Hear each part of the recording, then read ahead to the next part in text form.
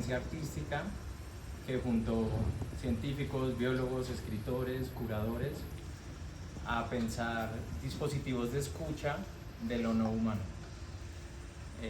Entonces una invitación ambiciosa pero deliciosa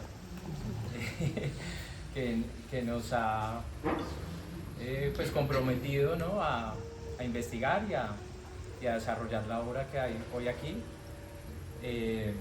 Entonces, bueno, esto es el resultado casi de un año de trabajo, más o menos, y de investigación de un grupo de artistas y biólogas, compañeros, coequiperos y amigos, que no todos están hoy aquí, pero sí hay unos aquí, que está Giovanni, está Marce, acá, bióloga, está Felipe, está Antonia, que ahorita está en Londres, está Lionel Vázquez, que ahorita está dando un concierto en el Centro de la Felicidad, artista sonoro, está Natalia Matías, que ha investigado todo el tema de biomateriales y de kombucha y de SCOBY. Está Claudia, que es la que organizó originalmente esto, y le damos como un agradecimiento especial por haber pensado este espacio. Y me falta un artista más. ¿Cuál es, John? Pues ya estamos.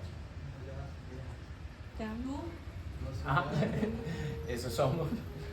Entonces, bueno, primero yo creo que presentarles un poquito la obra. La obra es una instalación sonora que parte como de laboratorios de investigación experimental en sonido y en metabolismos de vida.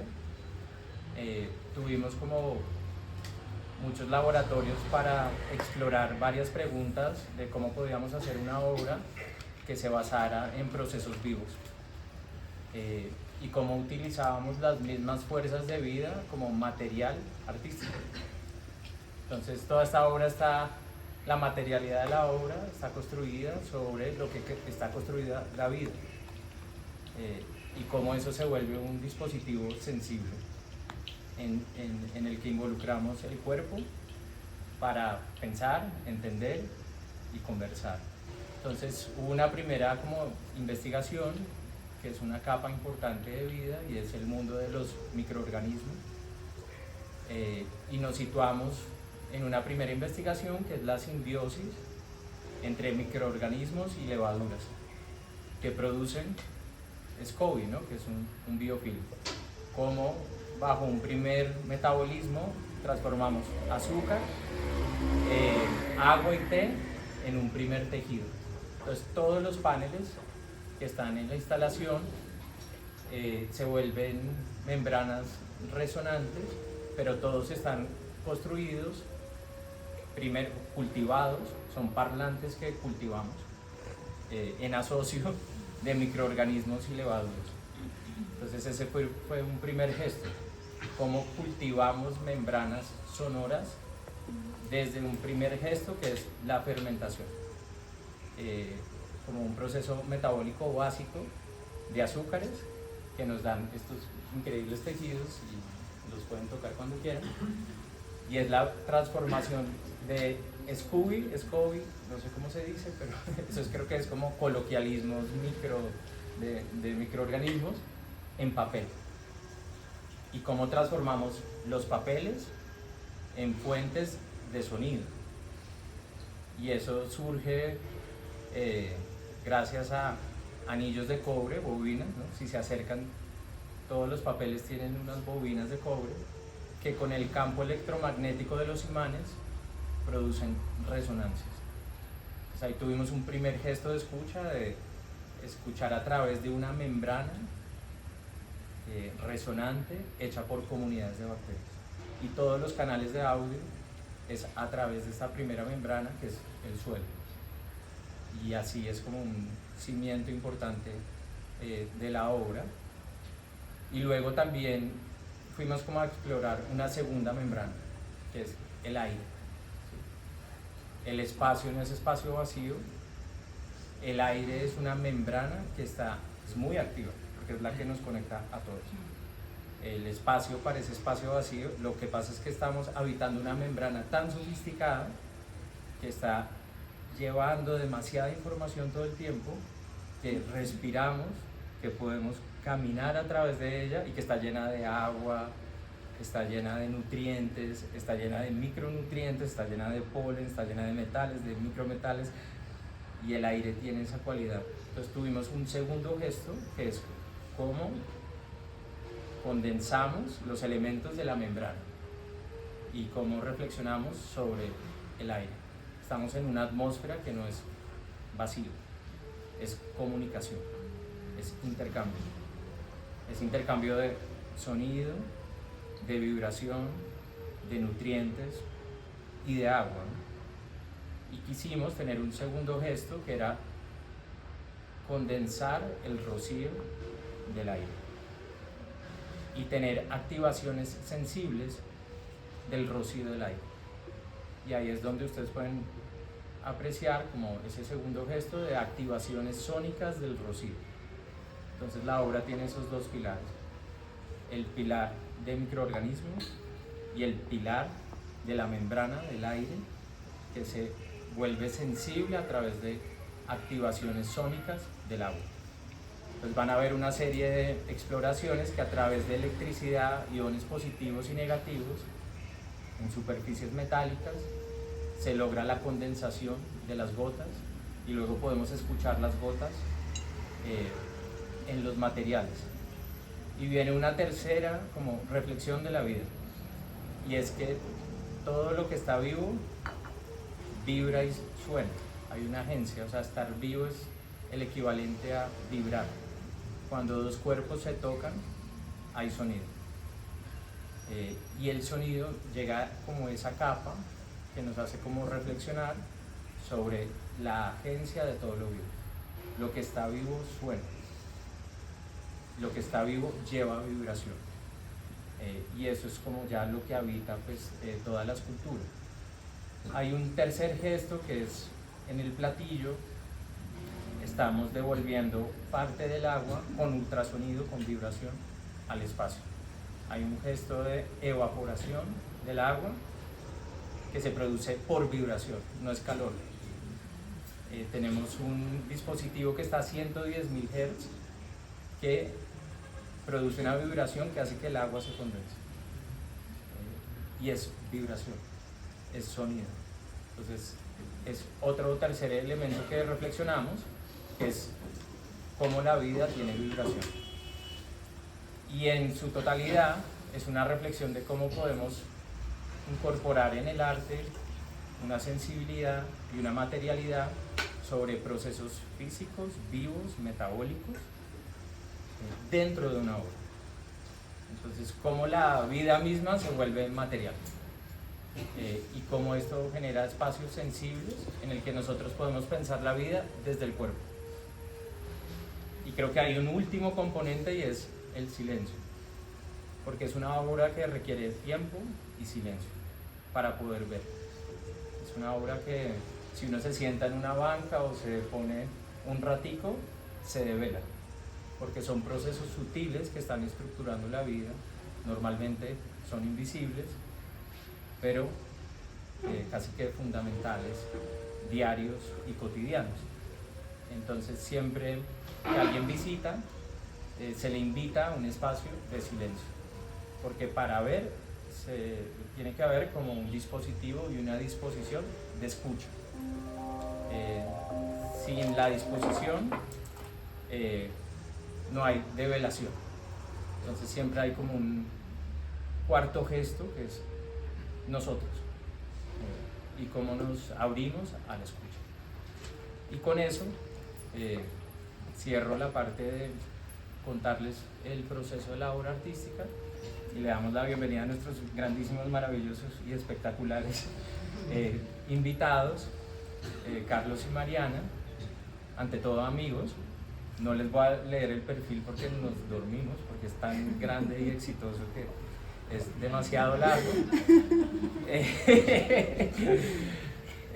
Pero pues tenemos dos invitados que han tenido una trayectoria y una práctica profunda, sobre biocultura, antropología, Amazonía, y que hoy pues vienen aquí a continuar la conversación que inicia en el arte, pero pues continúa a otros campos. Entonces, bienvenido. Gracias. Pues creo que el verdadero invitado es el río volador. Y quizás ese nombre poético fue lo que llamó a muchos de ustedes a movilizarse a través de una ciudad caótica, una noche en la que la mitad de las calles están cerradas para venir hasta acá. Entonces, pues creo que lo que intentaremos hacer Carlos y yo es traer esa voz sutil, esa palabra, como lo dice el nombre de la charla, esa palabra que trae el río volador, y trataremos con Carlos de honrar lo que nos quiere decir, lo que nos dice, lo que nos susurra sobre la vida en el planeta, el río volador, y pues en particular el gran río volador de la Amazonía, que es pues como el personaje invitado de la noche, y que creo que se siente a gusto en este espacio en el que ustedes se han puesto a la tarea de escuchar esos ciclos sutiles que sostienen la vida en el planeta, y que como tú decías, muchas veces pensamos que en los espacios vacíos no pasa nada, y es donde está pasando todo. Entonces, bueno, intentaremos honrar la palabra de ese río volador, y muchas gracias por la invitación.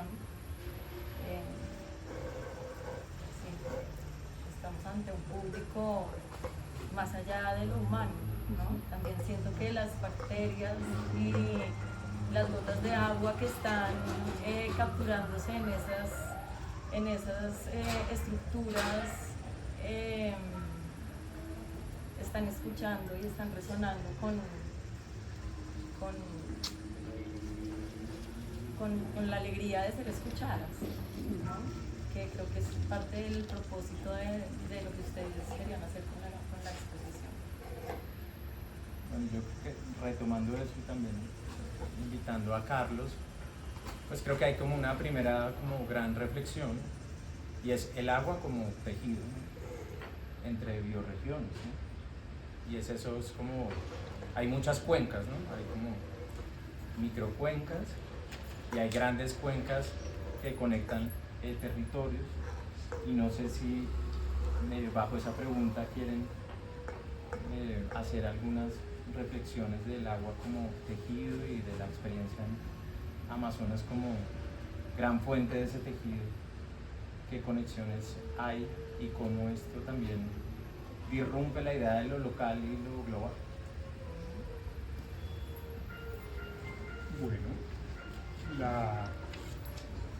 la cuenca, el concepto viene de esto, de cuenco. Solo cambia la última vocal. La cuenca viene del cuenco, y ese es donde se recoge toda el agua. Y es muy interesante porque hoy vamos a hablar mucho del río volador, pero Felipe propone cómo va el agua entre ecosistemas, que es absolutamente genial, porque aquí era la selva, páramo también, y las gotas que hay, si les hacemos un análisis, podríamos hacerle un análisis, porque el ciclo del agua va con el ciclo de los nutrientes. Y ese ha sido un tema que se ha trabajado muchísimo en la Amazonia. Y es muy interesante porque uno encuentra conexiones interesantísimas. Bueno, una parte del fósforo que se necesita como nutriente, micronutriente en la Amazonia, viene del África y viene del desierto del Sahara, y cuando ahí están las tormentas y llegan hasta acá. y también contaminan el aire de Bogotá, es increíble. Yo siempre dije que hacer ese estudio, que como viene del Sahara, era un camello. ¿Quién quita que llegue el pedito de camello también ahí de alguna manera? Pero esa es la magnitud. La obra que tú tienes aquí nos pone el microcosmos en relación con el macrocosmos, ¿no? El agua es del mundo y el agua fluye en el mundo. Entonces esa resonancia de aquí resuena en toda la atmósfera, en todo el planeta. Entonces, pues lógicamente que es maravilloso hacerle seguimiento a la gota del agua. Y por lo menos, si esta agua, creo que aquí llega a Chingaza, tiene por lo menos 30% de origen amazónico. Entonces esas, por ahí van las conexiones. Pero Mariana ha preparado... O más bien, también, si le podemos pedir, perdón, qué pena la interrupción, si Valen nos puede ayudar bajándole también el volumen atrás, ¿Sí? porque puede sonar muy No, duro. pero se puede hablar más duro. Sí, Hablemos como duro. quiera. Listo. Entonces se habla duro. Creo que Pero sí. si me escucharon algo o repito todo. Si quieren yo le puedo bajar un poquito, sí. No, hablemos duro y ya, más algarabía. Yo hablo duro, yo pensé que estaba hablando pasito. Nunca. Hay que preguntarle a la mamá. Entonces esas relaciones y el río volador se ha estudiado mucho para la Amazonia, pero hay ríos voladores en todo el planeta. Y en todas las ciencias de hidrología y pues ecosistémicas y de flujos del agua son los chorros. Pues también existe el chorro del Pacífico y cada uno tiene una formación distinta. Pero esos conceptos, Mariana había listado un poco de datos que con esos vamos a comenzar. Y si Mariana no se acuerda... Pues más que datos es un poco como presentarles ese fenómeno que está detrás de este nombre, de este personaje que suena tan poético y que ha resultado como un elemento cautivador para movilizar a la gente en torno a la protección de la Amazonía. Es como qué está pasando allí, qué es lo que nos está relatando sobre la vida en la Tierra, y creo que hay que remitirnos a que el río volador es una manifestación de muchas otras, de muchos ciclos sutiles, de muchos hilos invisibles, de cómo la Tierra tiene la capacidad de autorregularse. Y eso está fundamentado en una teoría pues, con la que muchos hemos estudiado acá, que es la teoría de Gaia, que habla de la Tierra como el ser vivo más grande que conocemos. Y ese ser vivo tiene la capacidad de autorregularse, igual que nuestro cuerpo cuando suda, cuando tiene calor, ¿cierto? Y cuando James Lovelock empezó a hablar de esta teoría en los 70, él hizo unos modelos ecológicos que probaron cómo se autorregulaba la Tierra con una flor, como un modelo con una flor. Pero finalmente lo que él concluye es: la Tierra tiene conciencia porque tiene un propósito. Y a los científicos convencionales eso les sonó rarísimo, como así que la Tierra tiene un propósito, pero efectivamente si uno mira la historia del tiempo profundo de la Tierra lleva manteniendo los parámetros para que la vida sea posible, unos parámetros muy precisos durante millones de años. Entonces tiene un propósito. Y la vida en sus múltiples formas. Entonces, en esta historia del río volador hay un personaje que es importantísimo que no hemos mencionado, que son los árboles. Porque son los árboles los que movilizan la humedad desde el océano Atlántico hasta la cordillera de los Andes. Y cuando se empezó a estudiar este fenómeno y los climatólogos fueron los primeros que empezaron a hablar de esto, pues, dijeron la selva de la Amazonía genera sus propias nubes y genera su propia lluvia. Y pensaron, en algún momento se pensó que, y para muchos climatólogos sigue siendo así, que son los vientos alisios los que movilizan la humedad de oriente a occidente, pero en realidad, lo que nosotros hemos estudiado, hay una teoría que se llama la bomba biótica, que la desarrollaron unos rusos y explica cómo todos los bosques en el mundo, las grandes masas de bosque, tienen la capacidad de absorber la humedad de la atmósfera y así generan unos cambios de presión que hacen que la humedad circule de la atmósfera a la tierra. Y por eso cuando Clau me contó el título que le ha puesto la charla de hoy, me encantó que fuera la palabra de la tierra y cómo ese circuito y lo que es el agua conecta la atmósfera, ese espacio que, como decía Feli, nos conecta a todos, ¿no? Ahí está, es el espacio más amplio en el planeta en el que todos interactuamos de alguna manera, respirando o liberando oxígeno a la atmósfera como lo hacen las plantas.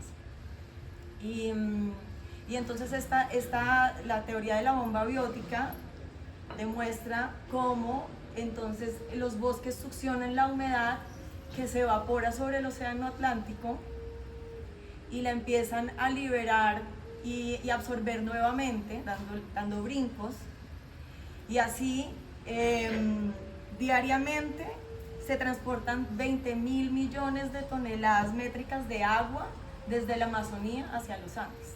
Y por eso cuando Carlos dice que el 30% del agua que llega a Chingaza viene de la Amazonía, es literal. Hoy la Sociedad Zoológica de la sociedad, ¿no? El Servicio Geológico Colombiano instaló unos mecanismos en Chingaza que pueden leer el isótopo del agua y la composición del agua de dónde viene. Y es increíble pensar que efectivamente el agua que nosotros consumimos viene de la Amazonía y es gracias a la capacidad de ese ¿cómo se llama? El índice de follaje que tiene la selva en sus diferentes capas, ¿no? Porque no es solo una gran sombrilla de hojas, sino en las diferentes escalas que absorbe y libera la humedad a la atmósfera, trayéndonos agua de la mejor calidad a Bogotá. Entonces, 17.000 millones de toneladas de agua retornan al Atlántico por los ríos que nacen en las cordilleras, y ese es el agua que llega a nuestras casas en Bogotá. También hablábamos ahorita en la COP con una científica brasileña que nos contaba que en Santarém están también midiendo los isótopos de las gotas de agua y que han podido rastrear por qué parte del árbol ha recorrido esa gota. Y ella nos decía que el porcentaje, o sea, que era más el trayecto que se rastreaba del follaje a la atmósfera que del suelo a las raíces. Muchas veces, efectivamente, los árboles, ¿no? Succionan agua del suelo por las raíces, pero ella nos decía que en Santarém se estaban midiendo eso, que efectivamente el agua que ha pasado más veces por el follaje y viene de arriba, no del suelo, tanto del suelo. Entonces,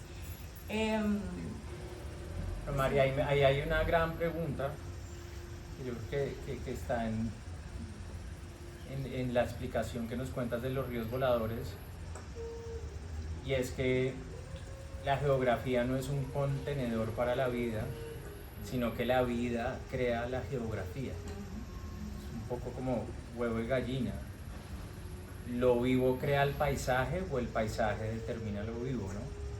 A veces pensamos que habitamos un contenedor que tuvo una evolución y el contenedor determinó lo vivo, pero quizás sí me encantaría escucharlos sobre cómo lo vivo crea el contenedor y la geografía es producto de la cohabitación actual de todos los vivos que estamos al mismo tiempo aquí, plantas, micelios. O sea, el paisaje es el resultado de que somos los que estamos. Sí, y nos lleva como a esa geografía experimental. Nos fueron como eras geológicas estáticas. Es que somos los que estamos para que la geografía misma tome forma. Y en eso sí me gustaría ver dentro de la trayectoria de ustedes como qué reflexiones tienen al respecto. Yo tengo una buenísima porque Mariana habló de Gaia y de la Tierra. La Tierra tiene vida, es un ser viviente. Y este concepto del río volador es poderosísimo. Lo sacaron los climatólogos y especialmente pues fue creado primero la bomba biológica que era de los rusos, pero que se retomó mucho en Brasil con el equipo de Carlos Nobre, y ahí fue en donde sacaron el concepto río volador. Y ese es el concepto actual para entender cómo funciona esto. Pero ese es un concepto prestado, y es prestado del mundo indígena. Y en el mundo indígena, al principio no había agua. Pues, a ver cómo son las mitologías de origen. Entonces no había agua y estaban los 4 seres creadores viviendo con su abuela. Y la abuela llevaba el agua y ellos no sabían de dónde venía el agua. Y ella iba con su cuenquito, lo llenaba y preparaba la comida. Dicen, pero ¿de dónde saca la abuela el agua? Dicen, no, eso es muy difícil, yo la tomo de las hojas. Por eso la superficie foliar es tan importante.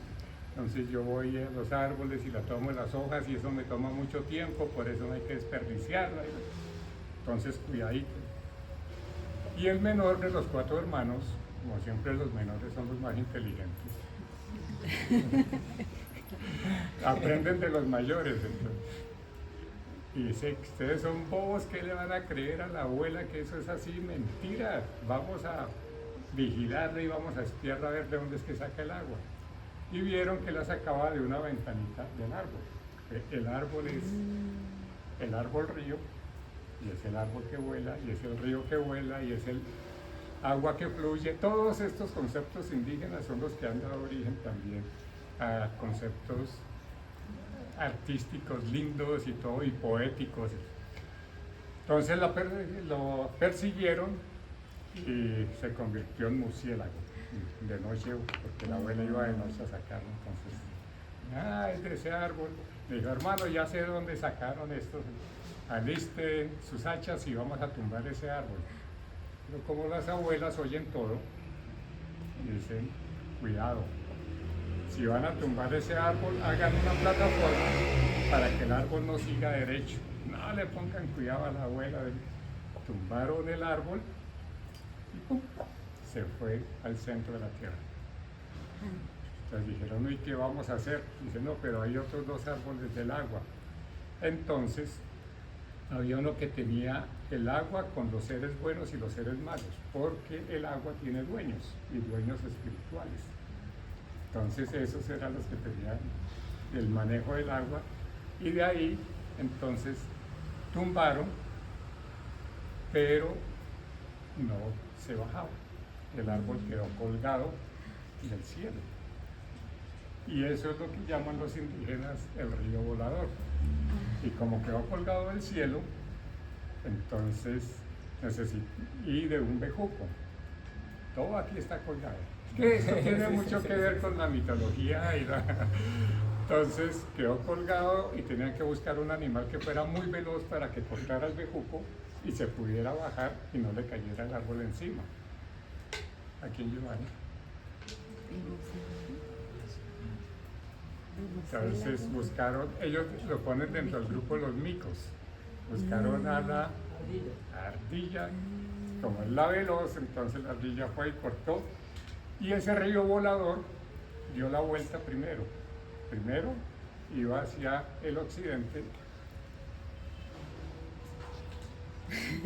y que a mí me enseñaron que si uno habla tiene que ser consistente, iba hacia el occidente, y después dio la vuelta y terminó hacia el oriente. Y pues sucede que de cómo se conformó el mundo Ujú. y en las eras geológicas, en el Mioceno había un río que se llamaba el Paleoamazonas. Y el Paleoamazonas iba hacia el occidente, terminaba en el Pacífico. Y cuando empezó a subir los Andes, pues empezó a mandar el agua para el otro lado. Y esa era la vuelta que daba el río. Entonces los conceptos que nosotros tenemos del río que fluye, el río que vuela, son conceptos indígenas e inclusive la direccionalidad iba para y después la boca quedó para el otro lado.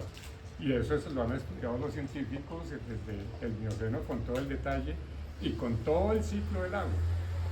Entonces ahí es en donde quedó el concepto de río volador que está en la mitología de casi todos los grupos indígenas de la Amazonia y que los climatólogos lo cogieron como un poder grandísimo porque es lindísimo, además es metafórico, poético y describe todo de la mejor manera. Entonces, ¿qué pasó con el río que siguió hacia el mundo de abajo? Eran tres ríos, entonces está el de arriba, está el que fluye y el de abajo. Si no hay abajo, ¿cómo fluye el agua? ¿Cómo sale el agua? Y pues era el río subterráneo, ese se volvió el agua del mundo de abajo. Y así está la mitología, pero hace 14 años, en Manaos, en la universidad, en el IMPA, un científico estaba trabajando con los petroleros y estaban haciendo perforaciones y descubrió que había un río Amazonas debajo del río Amazonas y que fluía, pero que fluía muy, muy lentamente. Ese era el tal río de abajo.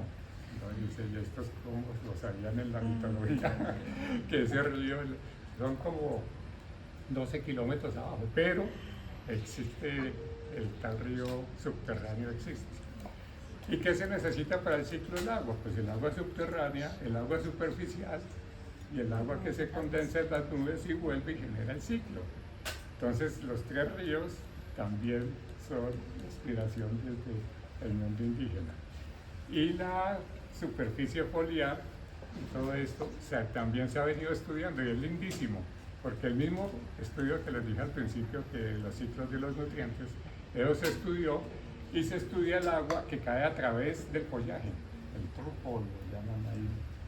Está la que escorre por el tronco, la escorrentía troncal, y está la que se penetra en los diferentes compartimentos y ahí van acumulando isótopos distintos y por eso se puede saber de dónde viene cada una del agua. Entonces esto es totalmente increíble y para hacerle un homenaje a un árbol, ¿cuánta agua emite a la atmósfera un árbol de 22 metros de copa, grandote, por día? ¿Quién dice una cifra? 20.000. ¿Cuánto? 10.000 litros. 10.000 qué? 1.000 litros. 10.000. 1.000 litros. Felipe, ¿qué sabes? Sabía y me corcharon. ¿Quién dice más? ¿Quién dice menos? 20.000. 100 litros. Entonces uno dice, 100 litros es harto, ¿no? Son 100 botellas aquí puestas y 1.000 litros es un metro cúbico de agua. Y ese de 22 metros eran 1.200 milímetros por día. En una zona especial de la Amazonía Baja, en una zona bastante inundable, bosque maduro y árbol de 22 metros de copa. Pero que un solo árbol por día, dicen en verano no es eso, dice sí, pero cuando es el periodo húmedo, eso está bombeando. Y ahí venían unas discusiones sobre el agua de abajo, si es más el agua de abajo o el agua de arriba lo que sale. Y pues nos encontramos con un documental que hicieron los mismos indígenas en el río Mirití y pues los Tanimuca, y estaban tumbando la chagra y tumbaron un árbol y empieza a salir agua de ese árbol. Casi 20 minutos botando agua a más de 10 metros de distancia. Y cuando vimos ese documental, quien lo hizo, John William Merkens, que lo hizo con los indígenas mismos, pues él lo veía como que sale el agua ahí, pero para los que habíamos visto algo de climatología y de la presión radical y la fisiología del árbol, ¿esto qué es? Por Dios, ¿cuánta agua está saliendo de ahí? Entonces ahí empezó una gran discusión, ¿cómo puede un árbol acumular tanta agua? Y cómo que está botando durante más de 10 minutos agua, agua, agua, agua, agua. Y ese lo presentamos en la Universidad Nacional y los ingenieros de allá dicen, mentira, eso no puede ser cierto, usted le metió una motobomba a ese árbol. Y yo, primero, las tomas no son mías, yo no estaba allá. ¿Y cómo le pueden meter una motobomba a ese árbol? Entonces, menos mal, había una botella encima de la mesa.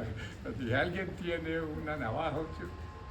Pues me pasaron una y chusé, pues ahí, con un huequito, ¿cuánto se demora en salir? Entonces, esto del ciclo del agua es increíble cómo desde el mundo indígena se tiene tan claro los conceptos. Y para colmo de males, tu pregunta. Los dueños del territorio salieron primero, pero quien moldeó el territorio fue el agua. Y ese fue el que determinó con el río que ya iba para el occidente, ya iba para la boca del Amazonas, y ese se volvió el árbol río. Entonces el árbol es el principal personaje, y ese árbol pues que tiene raíces, tiene el tronco por donde, y todos los tributarios son un árbol. Entonces ese es el árbol río del Amazonas, y para los indígenas cada sitio, cada hoja generó un ecosistema distinto. No solo el agua fue la que organizó el territorio, sino también las poblaciones. ¿Ibas para allá? Por donde estamos sentados. Entonces, en donde estamos sentados es la anaconda. Y es un banquito que es una anaconda. El río Amazonas es la gran anaconda. Y así quedó la distribución de la gente. La gente que quedó en la cola de la anaconda, en el centro, en la cabeza, y eso se repite por cada uno de los ecosistemas. Pero lo lindo es que estábamos con Mariana en Roma en un evento de la FAO, y uno de los indígenas de Canadá dice, nosotros también tenemos el mismo mito, pero aquí cayó el árbol y las hojas se volvieron fue en las islas. Entonces cada uno tiene esas referencias que son bien ancestrales, que son bien bonitas y nos están también hablando de todo.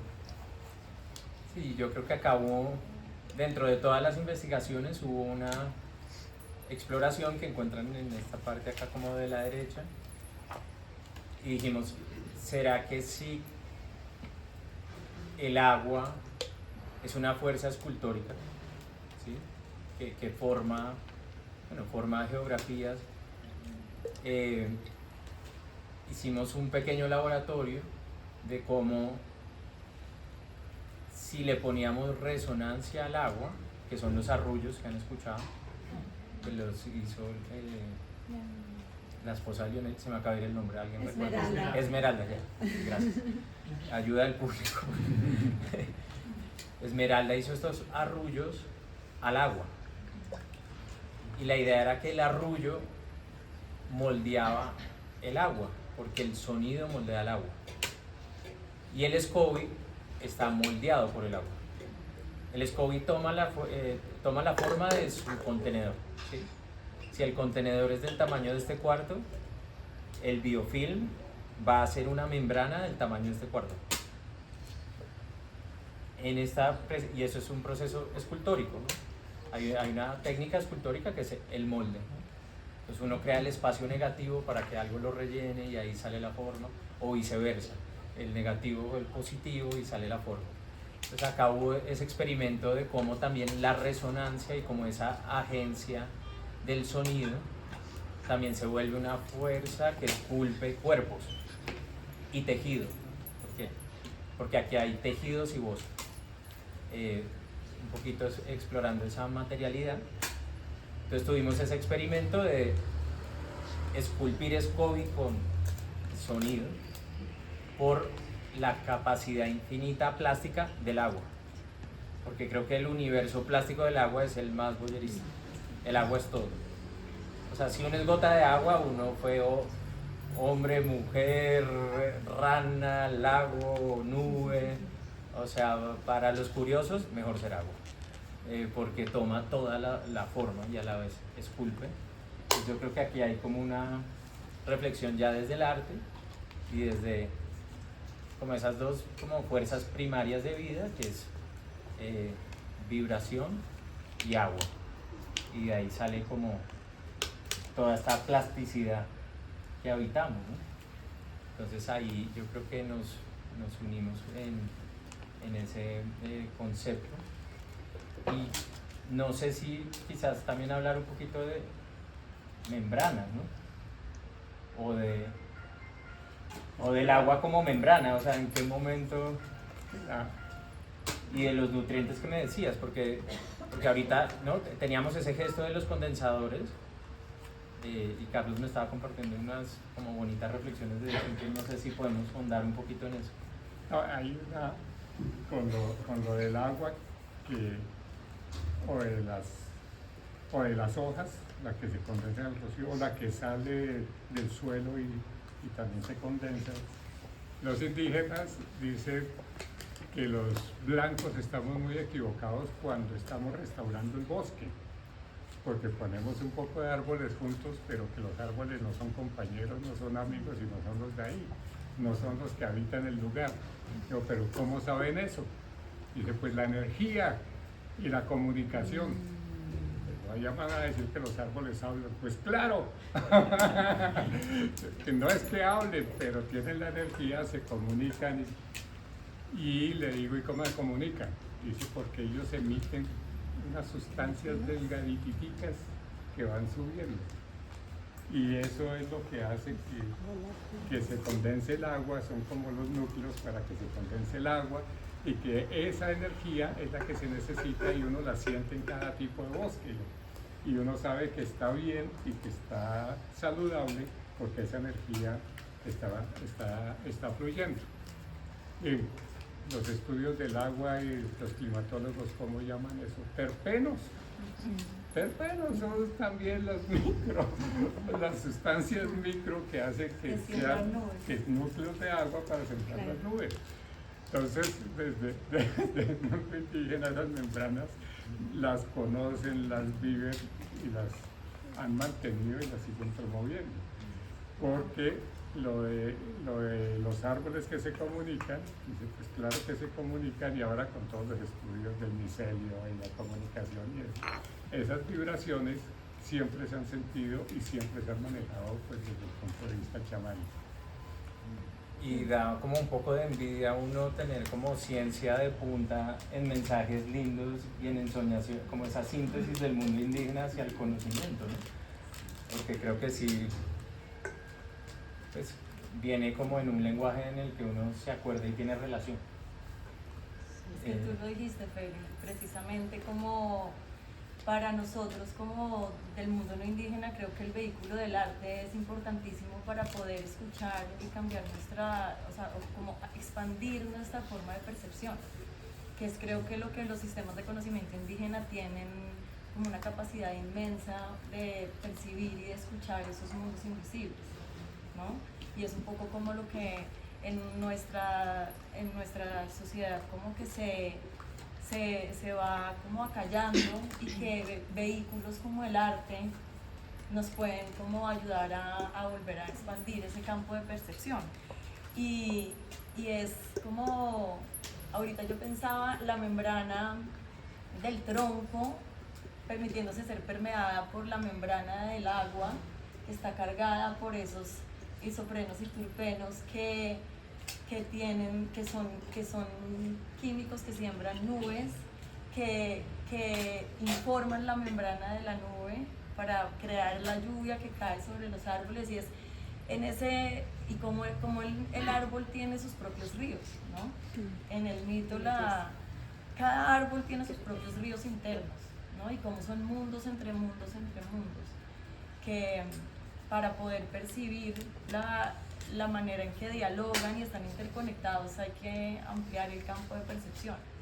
Y eso es un poco lo que pues yo quería invitarlos a que, no sé si tengas como más preguntas, pero hablábamos con Carlos y con Claudia y con Marcela de que todo esto suena poético, hay datos de científicos que lo soportan y es una manera de conocer el río volador, pero que la experiencia, o sea, para realmente poder comprender, ¿no?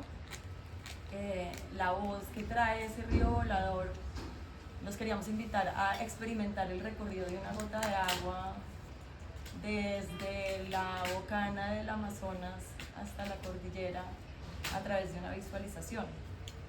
Entonces, Maravilloso. Sí. Yo solo quiero poner un poquito el silencio que nombró Felipe, porque el silencio y el sonido de la selva son increíbles. Se conoce cada instante de la selva. Y hay una anécdota que les quiero contar de cómo se conoce. En algún momento pues está la bioacústica de moda y todos los biólogos querían estudiar bioacústica y se llenó de grabadoras la selva y los indígenas dicen, pero esta gente está como equivocada, yo no sé, porque alguna vez fuimos al museo, eso fue en la Nacional, en una exposición que se llamaba La Noche y el Origen de la Noche. Entonces tenía una escultura sonora y uno de los indígenas me dice, Carlos, eso está mal, ¿cierto? ¿Qué? Dice, oiga.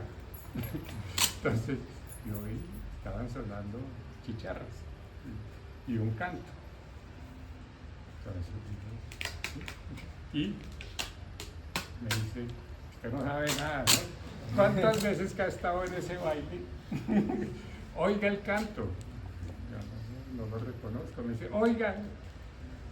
Me dice, ese canto es de cierre y ese es de 4 de la mañana.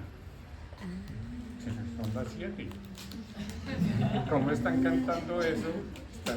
Están cantando el que no es y lo que no es. Y oiga las chicharras.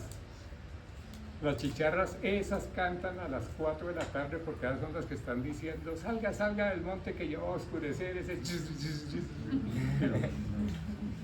sí. Perfectamente lo teníamos claro y entonces hablamos del silencio de la naturaleza.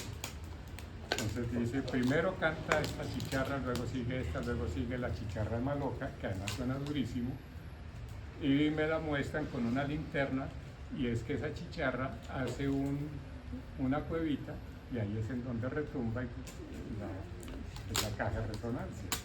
Por eso suena tanto, y dicen, mire, todas las hace, cuando la luna está así, las hace para este lado. Entonces, eso y cuando están curando el mundo, están poniéndole cuidado a las chicharras, a la dirección, al sonido, a todo le están poniendo muchísimo cuidado. Y entonces, la idea es, pues, entonces, ¿la naturaleza está activa todo el tiempo? Y yo no, porque no es que la naturaleza es la mamá, y la mamá está ocupada y también necesita descansar. Entre 2 y 3 de la mañana, 2 y 2 y media, está el silencio de la madre naturaleza. Y vaya y lo oye. Vaya y oye el silencio. Y efectivamente los que estudiaron bioacústica y eso entre 2 y 2 y media se baja muchísimo la intensidad de los sonidos.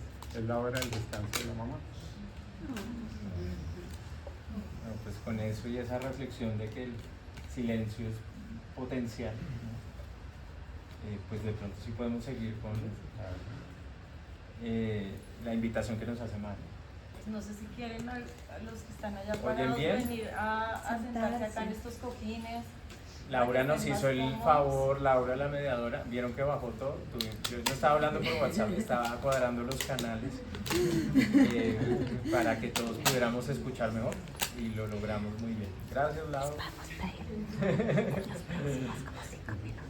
Silencio. pues queremos invitarlos a que se pongan cómodos para experimentar este recorrido que hace una gota de agua desde el Océano Atlántico hasta acá.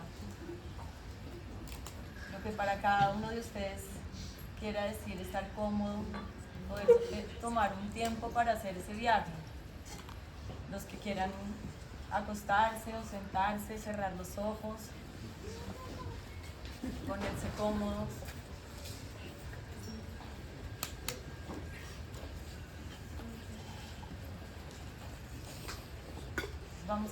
Vamos a empezar haciendo como hacen los tucanorientales con el mito de origen, y es que viajan a la bocana del Amazonas. Todos los mitos de origen de los tucanorientales coinciden con que ese es el origen del mundo.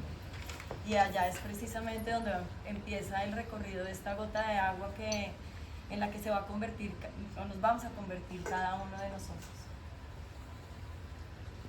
Entonces, vamos a situarnos en ese lugar, en ese delta del río Amazonas, en ese lugar de aguas inmensas, en donde se encuentra el río más caudaloso del mundo con el mar, con el Océano Atlántico. Y vamos a sentirnos como esa gotica de agua que está disuelta en ese cuerpo de agua gigante. Está fundida con las demás gotas de agua, componiendo ese gran río que llega hasta el mar. Y sienten como sus cuerpos poco a poco, al escuchar y irse convirtiendo en gota de agua, van pudiendo sentir realmente qué quiere decir estar disuelto. Disuelto, como se van disolviendo sus músculos en el piso, sus párpados, en los ojos, como toda la tensión que cargamos por estar lejanos de la escucha de estos mundos invisibles va tensionando nuestro cuerpo. Y ahorita esta historia de la gotica de agua que viaja desde el Amazonas hasta la cordillera de los Andes nos regala la oportunidad de disolvernos. Estamos meciéndonos en unas olas, en un oleaje de mar que es dulce, porque el río Amazonas baja tanta agua que empuja el agua salada del mar hacia afuera. Y en las playas del delta del río Amazonas el mar es dulce. Y nos estamos meciendo con este vaivén sutil y viendo una masa de coral gigante en la profundidad del agua. Un coral que ha sido alimentado durante millones de años por el calcio que baja en los sedimentos del río Amazonas desde la cordillera de los Andes y se deposita en el delta, en ese lugar donde se encuentra el agua dulce con el agua de mar.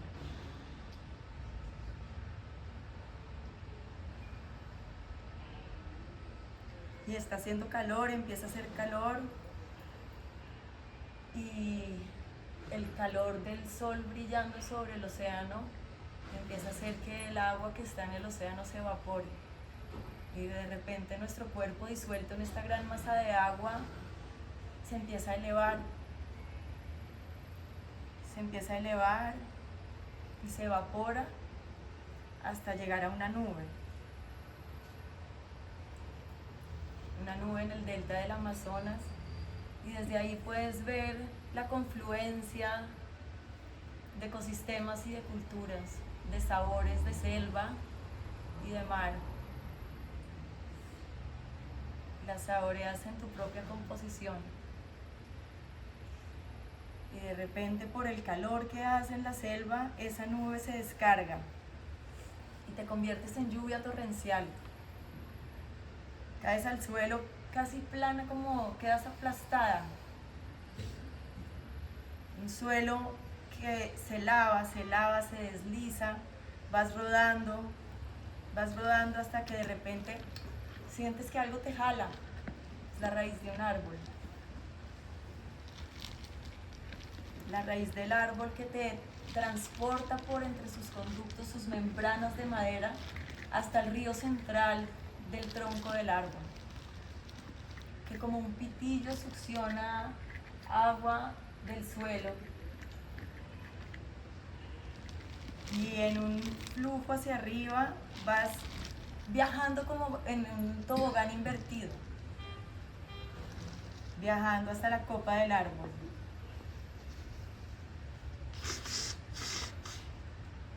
Y hace calor, y ese calor hace que las estómatas, los poritos que están en las superficies de las hojas empiecen a abrirse, se relajan por el calor y de repente sales a la atmósfera otra vez y flotas y te elevas y te meces con las corrientes de aire que tienen diferentes presiones y de repente sientes un aire cálido llegar y una corriente de aire frío y una corriente de aire cálido y de aire frío y te meces en esas diferencias de presiones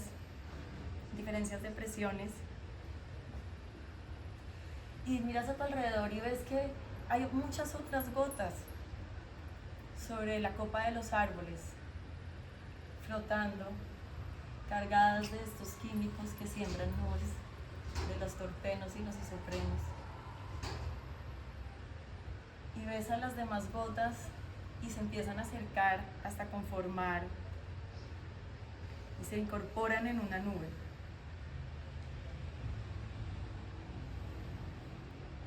Y desde esa nube se ve el bosque. Ya no hay casi lugares donde no haya vegetación. Es un gran tapiz verde.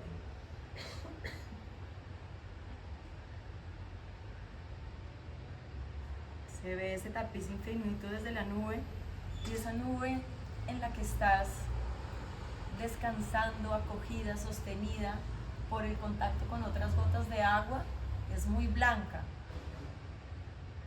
Tiene un albedo muy alto, entonces refleja la luz solar. Entonces puedes jugar y moviéndote hacia la superficie de la nube y sintiendo el calor, cómo se reflejan los rayos del sol y rebotan en la superficie de la nube blanca. Y después puedes bajar ponerte debajo de la nube y ver cómo se siente el frío y la humedad que sube de los árboles y que tiene un efecto de refrigeración gigantesco.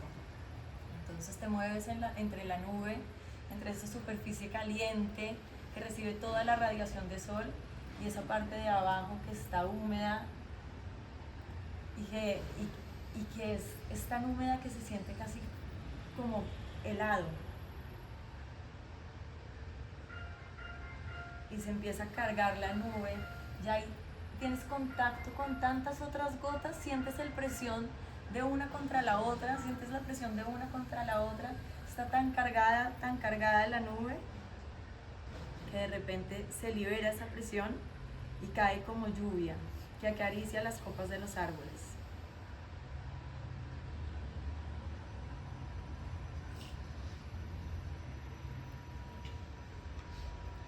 Y nuevamente ese follaje te absorbe. Vegetación, hojas, follaje, como una compuerta que se abre y se cierra. Cada porito de cada hoja en cada árbol de esos millones de kilómetros de selva continua.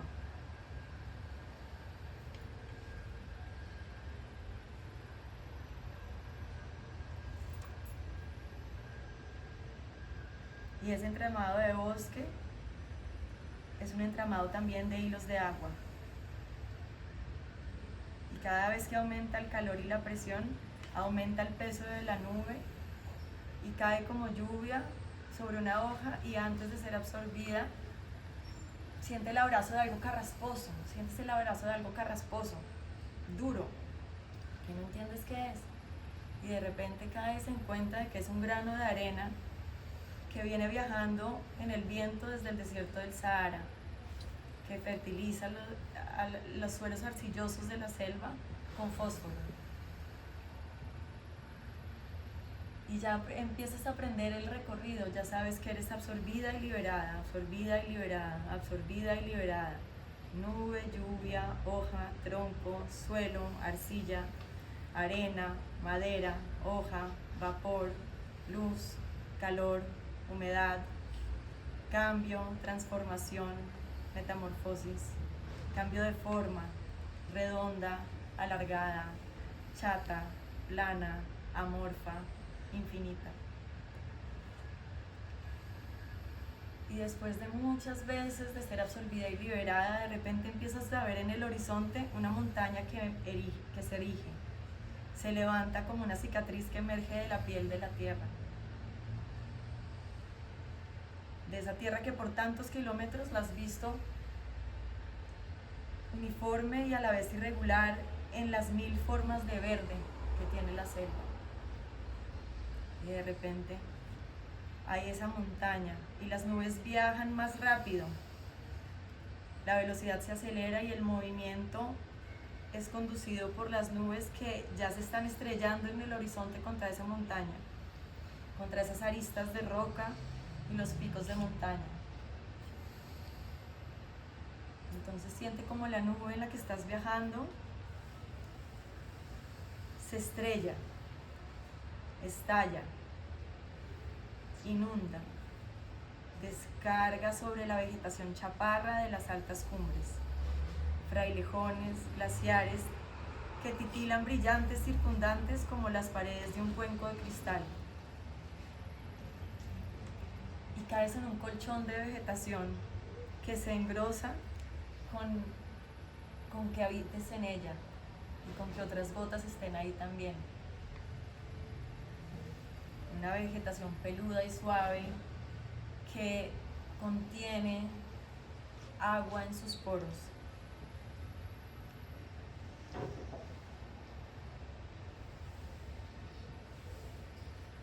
Y esa vegetación de repente te libera a un tobogán de tierra,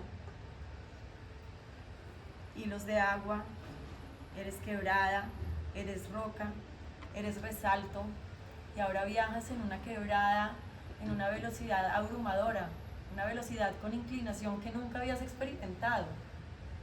Contra las rocas, rebotas, y entonces vuelves a la atmósfera por el rebote de las rocas en el viaje que rotunda entre las piedras de las quebradas que se deslizan entre las montañas. Y de repente llegas a un embalse, el agua calma, una superficie plana.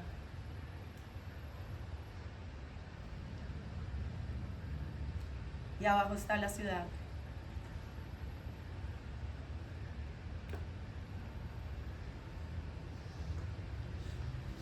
Y sabes que las gotas que están alrededor tuyo, algunas pueden continuar su viaje por entre un tubo, llegar a la llave de agua y al vaso de agua para ser bebida por un cuerpo que la está esperando para ser hidratado.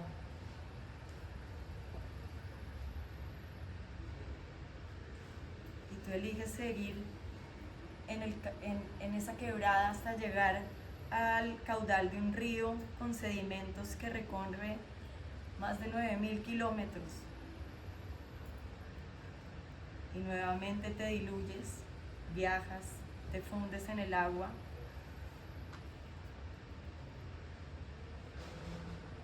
Y ves como esa gran masa de agua que te contiene se mezcla con las aguas rojas que nacen en la selva, cargadas de taninos por las hojas que se diluyen al caer de las copas de los árboles y le dan ese tinte rojo como un té a los ríos que nacen en la selva. Y así, después de kilómetros y kilómetros de fluir en esa gran masa de agua, vuelves al delta del Amazonas.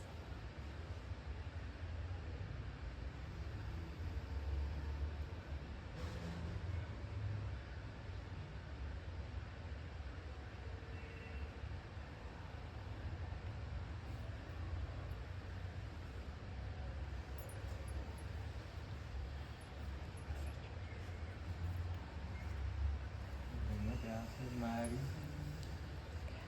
Bueno. 6.000 kilómetros en 5 minutos. Maravilloso. Bueno, ese es el cierre.